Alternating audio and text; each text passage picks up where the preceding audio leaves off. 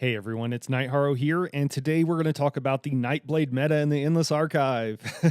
As someone who has been a Nightblade main since I started ESO and have been really frustrated and a little bit upset with where the class is at right now, it's really exciting to see this. So I'm so glad to share it with you all. Okay, with that, let's go ahead and get into it. So we're going to start out here, and I'm actually going to talk about gear first. I normally start with skills, but I think with the Endless Archive, things have changed so much, and there's a really interesting setup that you can run on really any class, so I want to start there. You might want to tweak some things here and there, how much resistances you have, what kind of weight you're going to use, and all that kind of good stuff, but this will work on absolutely any class. All right, so what's the setup? Well, there's going to be two 5-piece setups that you're going to wear. One of them is Torag's Pact, and the other one is Heartland Conqueror. Both are crafted sets, which is awesome and amazing because you can immediately go out and have the meta sets for the Endless Archive. Now, with these sets, if you really want to go deep into the archive, I recommend that you make sure that you are at resistance cap, and one of the easiest and best ways to do that is to go with heavy armor, although you don't have to do that. If you do go with heavy armor, then on the larger pieces, those with more resistances, basically anything over 2k, I would recommend going with reinforced to further increase that armor and to help you get to resistance cap easier.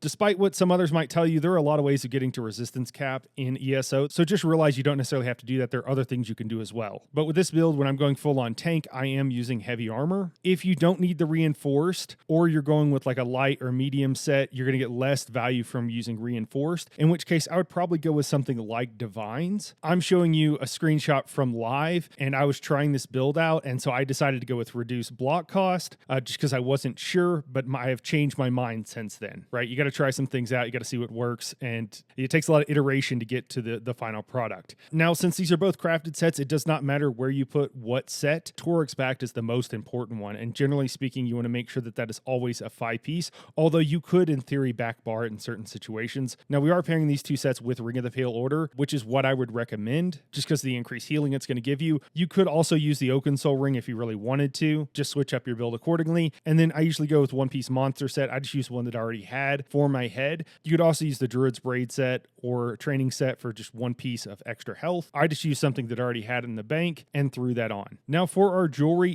there's a lot of things we could do here. You could definitely get creative with this. I actually have kind of a mixture here of DPS and then more sustained focused things. Again, I think there's a lot of things that are valid, but what I would personally recommend is going with something like infused jewelry. That way you can always change out the enchants on it. If you want something with more weapon and spell damage, you could do that. If you wanted something with reduced cost, you could go with that. And since we're on a Nightblade, we could even do reduced potion cooldown, particularly if we were on like an Argonian or something like that. So there's reasons to use several different enchants. Again, if you're just going for the basics, I would recommend reduced spell cost and infused jewelry. And then for our weapons, on our back bar, we absolutely want an infused two-hander. You don't need to use a staff with this. You could use a bow, you could use a two-hander. Either way, it doesn't really matter. Just remember that there's one skill from every skill line that will proc your back bar enchant even while you're on your front bar. That's Wall of Elements with a destruction staff, critical charge if you're on a two-hander, and then endless hail on the bow skill line. And what we're going to use is a weakening enchant. And the reason for that is because the mobs in the Endless Archive do not have that high of weapon and spell damage.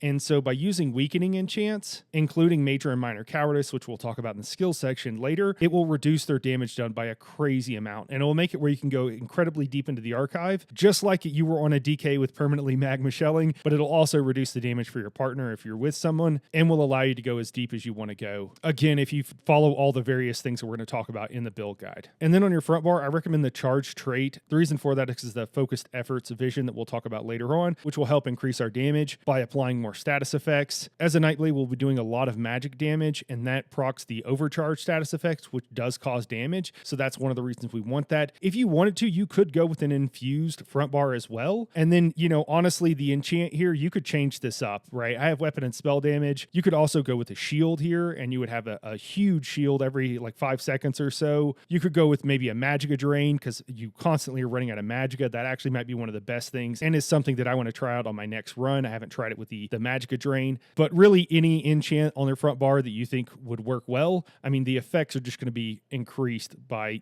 5 or 6 times what they normally are once you're into the later arcs, and they can go even higher. So just keep that in mind, and it might be worth, having a couple of enchants with you in case you want to put one on and try it out. Maybe you want to go damage earlier and then move to more damage mitigation later on in the arcs. It's up to you. The main takeaway from this is the Endless Archive, you're always going to be swapping up your gear, always going to be swapping up your traits. So again, just quickly, so for traits, I would recommend on your body, go with reinforced with any of the larger heavy pieces. Other than that, I would generally go with divines. For jewelry, I'd recommend all infused, and then you can choose for your enchantments, some kind of reduced cost is probably one of the best things, or potentially more weapon and spell damage. It's up to you. If you want to go bloodthirsty, that's also fine. And then for weapons, our back bar, we absolutely want infused. Front bar, either charged or infused. Back bar is going to be a weakening enchant, and then front bar, it's your choice. I will also note that, earlier on when you don't have some of the buffs to sustain and everything else that you get later on, it is so nice to run Engine Guardian, but to do that, you have to drop something like the Heartland Conqueror set. I have considered doing this, but I haven't tried it out yet, but it is something you might consider doing early. I would not drop Torg's Pact. All right, and that is it for the gear. Hopefully that was helpful for everybody. Now let's go and move on to talk about our skills. So first up here is going to be Power Extraction. Power Extraction is an AoE direct damage ability that also gives us Major Brutality and Major Sorcery, which is one of the buffs that we want to make sure that we have in the Endless Archive, and replaces having to use a weapon or spell damage potion, or helps replace that rather. But the main reason we're using this is because it applies Minor Cowardice, which reduces our opponent's weapon and spell damage by 215 for 10 seconds. Now, as we move further and further into the archive, one of the things I'm strongly going to recommend you try to grab is the Extended Favor Vision, which increases our major and minor effect duration by 50%, and I believe that is the improved amount. So later on in the archives, you can get several copies of these, and it ends up being like 20 seconds, then like 25 seconds, and basically you can have it all the time. But again, it's kind of used as a semi-spammable for us in trash, so generally it's not too hard to keep up. After that, we have Mass Hysteria. Mass Hysteria, what this does, besides fearing opponents, causing them to be stunned for a few seconds, the major reason we want it because it applies Major Cowardice, which decreases our opponent's weapon and spell damage by 430 for 10 seconds. Again, this duration will be increased, and so it'll be very easy to keep up in the later arcs. But with just these first two abilities, this can easily get you through Arc 4. Even if you didn't have all the gear set up that we talked about earlier, just having these two abilities on your bar and making sure they're procced on the boss and or the Marauders at all times will greatly increase your survivability in the early stages. So we kind of use these to help us get to those later stages where we can get more buffs that will help carry us through. But again, we'll talk about more about that during the vision section of the guide.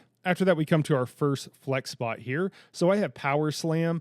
The reason I have this on the bar, again, is for the Vatishram Sword and Board. If you don't have the Vatishram Sword and Board, it's not like something that you absolutely need with this build. If you wanted to do more damage, you could stick with an Ice Staff on this bar for the increased block reduction, and then use something like Force Pulse for a little bit of AoE damage, as well as applying more status effects, which will synergize well with some of the buffs, the visions that we'll take later on.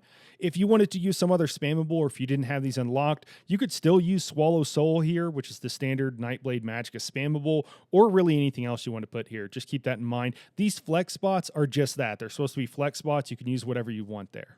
I'm offering what I think is really good, but don't take it as like the end-all be-all, okay? There's reasons you could swap out just about every skill on your bar at some point. Next up here is Dark Cloak. So as a Nightblade, if you're running a tank build, Dark Cloak is your main source of healing. It's kind of an odd ability because it does heal you for considerably more if you're not moving, which is a really weird thing, especially for a Nightblade to just be standing still. Like you would think that they would be more nimble in dodging attacks or whatever, but it is what it is, and it works the way it works. So using this skill does give us minor protection, which is really nice, reduces our damage taken by 5%. Again, we get the healing, which is increased by 150% while not moving. The heal only lasts for 3 seconds, but again, later on, we're going to get some buffs that will increase how long that duration lasts, and we can easily get it up to like 8+ seconds, which is pretty huge because it is a really nice heal over time. Under normal circumstances, it can be a bit weak, but with the buffs we can get from the archive, it actually can make this skill quite strong. This will also help us out by proccing one of our shadow passives called Shadow Barrier, which gives us Major Resolve for 6 seconds as a base, and then increases the duration based on how much heavy armor we have. So again, with some of the buffs we can have later on, even not in heavy armor, we can actually have that duration increase for long enough that it's actually pretty effective to keep up that buff 100% of the time, even if we're not in heavy armor. Now, if we don't need the extra healing, or we're trying to go more damage focused, you could swap this skill out. I'm recommending here Proximity Detonation, and I'm recommending that mainly for trash. Again, you could swap out anything else you wanted to put here. And if you're going more survivable, then I wouldn't swap this out at all. Now in our 5 spot, we have kind of a similar situation. If you're running solo and you don't need to be able to taunt anything and you're not that worried about damage, then I might recommend something like Lotus Fan. Lotus Fan is a really good AoE ability, doing some direct damage up front and then also damage over time, as well as applying a minor vulnerability in an AoE, which increases the damage taken by all of our targets by 5%. This is actually pretty huge. Lotus Fan is actually a really nice and probably one of the most underused Nightblade abilities, as you can pretty much always swap this out on your bar for more AoEs, and there's something you could swap it out for, and you won't really lose any damage. It just has a little bit higher cost and does damage in an AoE. Now, if you are the tank and you're trying to keep aggro, then you have a couple of choices here. Now, one of the things I was using in our Arc 7 run with Daedric the other day is I was actually using Silver Leash, which is the last skill here from the Fighters Guild skill line, and it will soft targets. However, what I was finding is that they would often turn around and run away from me, so it doesn't work amazing. But as long as you're willing to keep an eye out for it, it can work really well. The reason I would use that over a hard taunt is because it does chain targets in, which can be really useful and really effective in the trash pools. So that's why I use it there. If you are less worried about that, or if you're more worried about damage, then using something like Frost Clinch is what I would do. Frost Clinch, for those who don't know, is one of the few abilities that will apply major maim, which will reduce a target's damage done by 10%. Just like our Vatishram sword and board. So this is an option if we're not running that, single target to one person. And the duration before we get the buffs is actually fairly short, but of course that will increase later on. Another thing you could do here, and I just kind of ran out of room, but if you wanted to make sure you're running maximum damage, it might make sense to run something like Inner Light or Camo Hunter for the buffs. As the way I have this build laid out currently, there is no source of major prophecy or savagery. Unless we decide to run weapon and spell power potions, which I typically don't recommend just because sustain is so hard in the Endless Archive. And oftentimes you want both magicka and stamina sustain. All right, after that, we have ultimates, okay? Ultimates, man, you could really do a lot of things. Later on, when you get some of the buffs, using something like Warhorn can be really good because they increase the duration of our major force, which increases our critical damage done. So it kind of depends on how many stacks of extended favor you have, how well or where you want to prioritize Warhorn. If you're running solo and want something that will both deal damage in an AoE and also heal you, Soul Tether is a really great ability. This is basically as effective as a Destro ult. It's just cheaper, but ultimate for ultimate, it does about the same effect. So it's something you can just use more often than a Destro ult and be able to use in a lot of different trash packs. That's why you might want to use that. And I'll also go and talk about the backbar ults. So another thing you could do is run something like Barrier. You would actually run this mostly for the passive, although you could still use it as a defensive ult. As long as we are spec'd into the passive magicka aid, it will increase our magicka recovery by 10% for each skill from the support skill line that we have slotted. So you could even double bar this for an extra 10% magicka recovery. It kind of depends on what all you're doing, but running out of magicka is absolutely going to be an issue, and you're going to be heavy attacking a lot with your ice staff. So that might be something you put there. You could also go with something like the vampire ult for a bunch of extra stamina, magicka, and health. I was using this with Daedric the other day. Whenever a marauder would come out, I would go ahead and pop this. I think ideally you would pop it as soon as you see the marauder, get over to them, get your wall down to reduce their weapon and spell damage, make sure you're using power extraction, and more importantly, mass hysteria. And then once you've got them debuffed, then you're less worried about it, and you can just make sure you keep those debuffs up.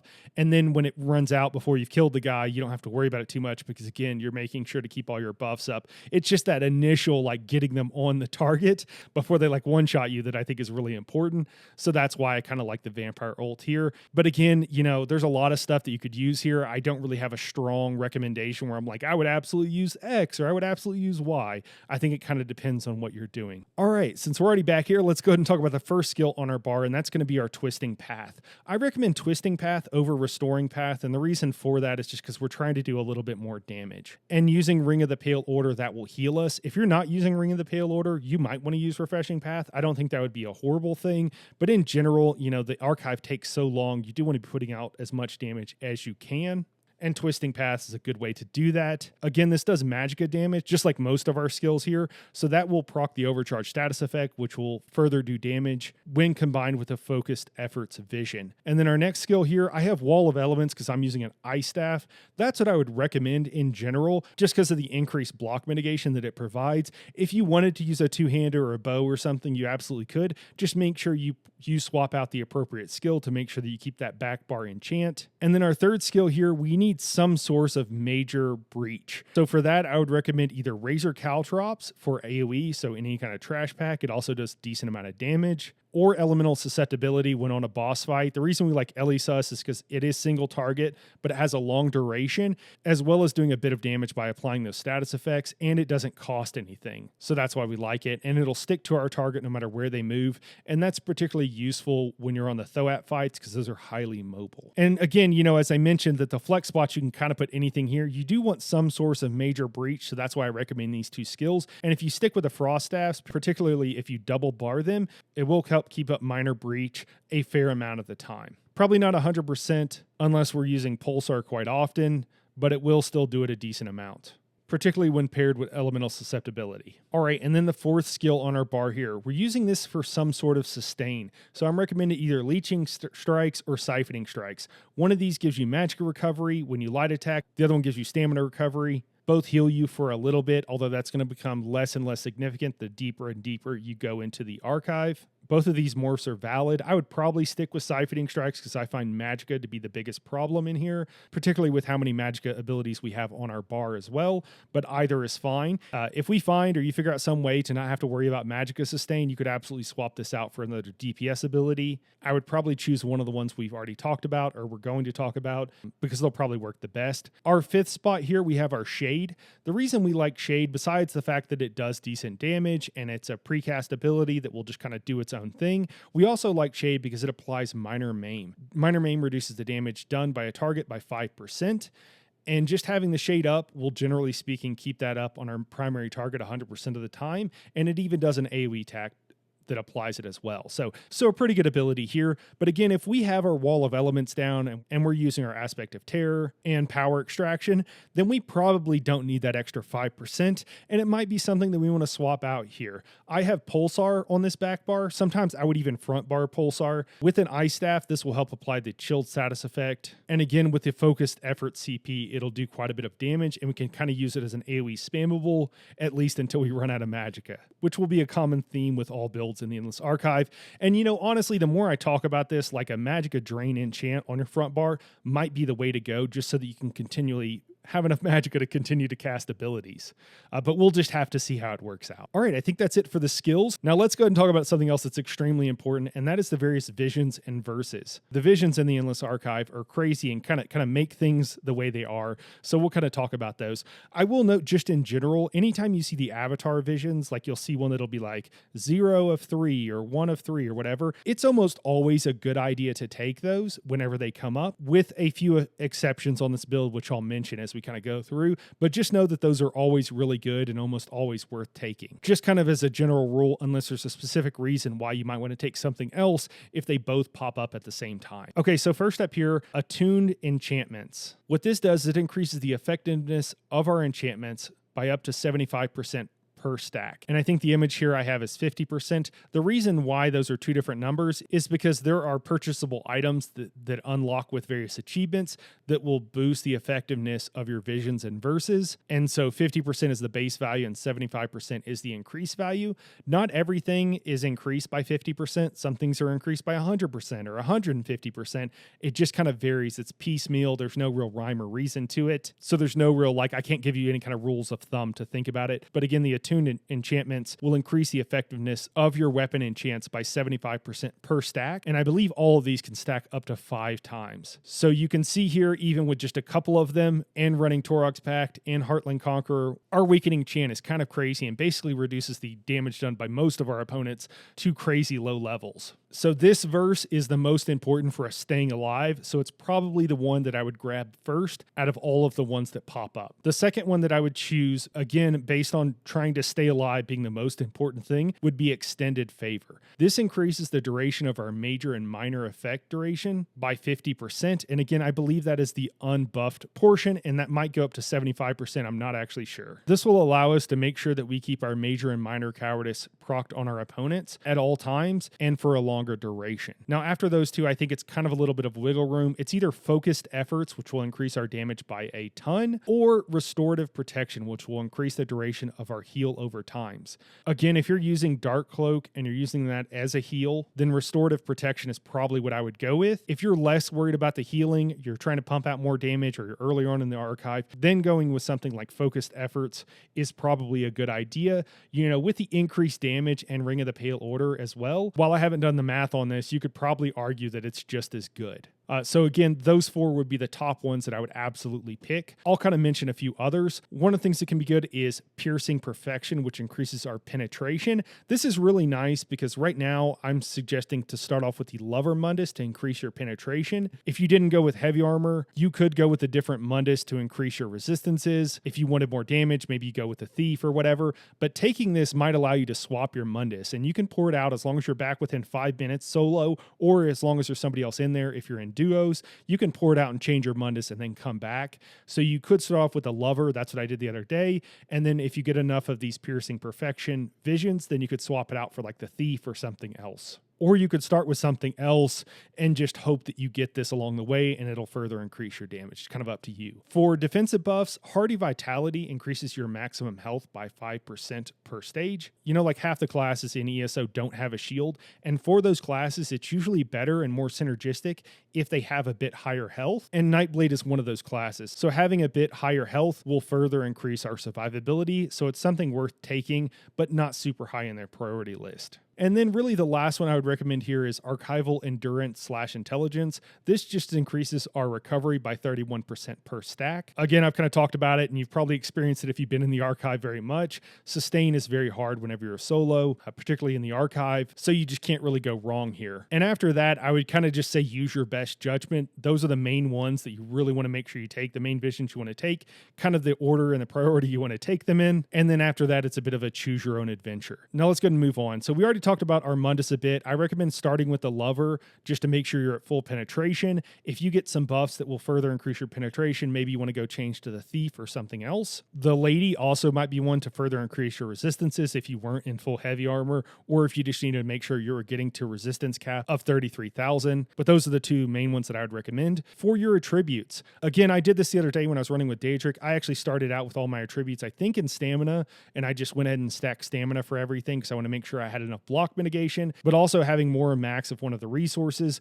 will further increase your damage. Now, once we got a bit further on, I was mostly worried about dying to one-shots from the ads or from the boss, and so I actually went and respec to put more points in health, which will reduce my damage but increase my survivability. So really, it's up to you on what you want to do here, and it might be something that you swap at some point during the archive. For food, race, and potions. So for food, I recommend either Jewels of Misrule or there's various Orzaga food from Hrothgar. Basically, what I recommend is something that gives you max health and then gives you magicka and stamina recovery. You know, if you find that you don't need stamina recovery, then you might switch to something like Witch Mother's Potent Brew, which will give you max health, max magicka, and max magicka recovery. That would be a good choice, but in general, I would go with something that gives you max health and then both recoveries. Noting that health recovery really isn't that important in this archive. For race, I would say choose any race. You know, it's really up to you.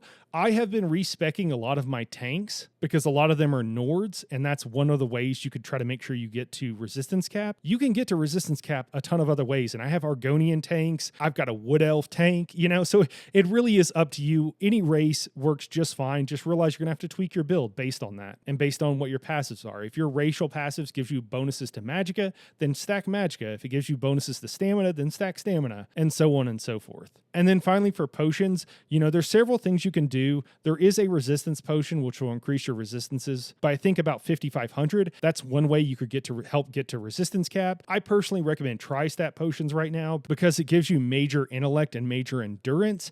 And there's really no other good source of those buffs, which increase your recovery by 20% of both magicka and stamina respectively. And there's really no other good place to get both of those buffs. If you find that you don't need one of the resource recoveries, like I think probably stamina would be what it would be for this build, then you could instead run like spell power potions, and that would give you that same buff. And that would probably be the most optimal thing to do there. But again, the Endless Archive, it's kind of like, you know, choose your own adventure, right? There's a lot of different ways you can do it, so just keep that in mind and use what you would like, but I recommend tri-stat potions. All right, now let's talk about how best to use this build. So the main thing you're going to want to worry about is the Marauders. The Marauders are probably going to be the thing that kills you the most.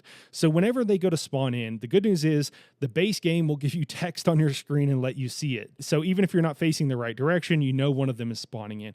If you see that, what I would strongly recommend you to do is just bail on whatever you're doing. Dodge roll away from the ads, go find where the Marauder is at, and then drop your Wall of Elements. Go stand right up on them and drop your Wall of Elements. After that, make sure you have Taunt on them if you are in a duo group, because you don't want them running out of your Wall of Elements. Again, you can use Silver Leash in a pinch. It doesn't work amazingly, but it does work. And then after that, you probably want Aspect of Terror to give them the major cowardice. And then finally, Power Extraction for the minor cowardice. And once you've got both of those things on that ad, you're probably going to be just fine. Again, I ate an unblocked heavy attack from one of the Fire Marauders, which hit absolutely the hardest out of all of them. And I think it did 16k damage in arc 6 or 7. Now, I wasn't doing the right things. I kind of panicked. I wasn't healing myself. I didn't have my Dark Cloak up. I didn't have more dots up. I was kind of panicking, so I still died. But that was not at all the build. That was entirely my fault. I kind of choked. Okay, so get those buffs down. Get your Wall of Elements first. Make sure you got Taunt on him if you're duo,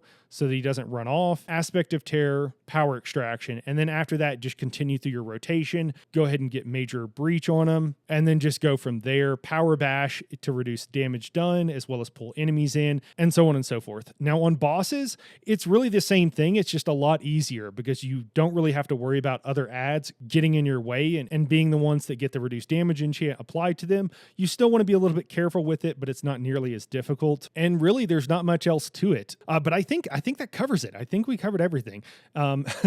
Now, again, the Endless Archive is changing constantly, and we're learning things every day. So there is a very high chance that you guys, or maybe I, will learn that, something in here could be improved upon and changed. I will do my best to try to update you guys as that kind of stuff happens. But if you know of something, you hear of something, definitely drop them in the comments below and let me know what it is, and maybe I can integrate it into some of my future videos. But anyways, that's it for today. I appreciate everybody watching, and we'll catch you in the next one.